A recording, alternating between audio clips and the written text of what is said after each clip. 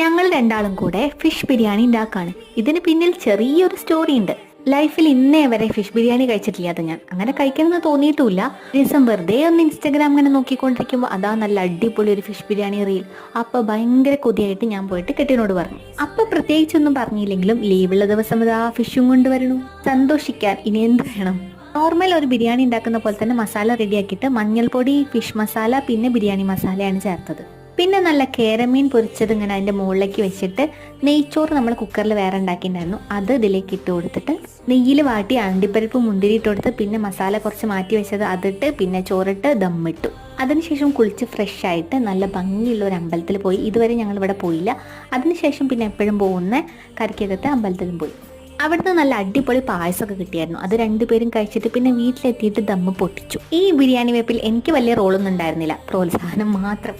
എന്തായാലും നല്ല അടിപൊളി ടേസ്റ്റ് ചെയ്യുന്നു.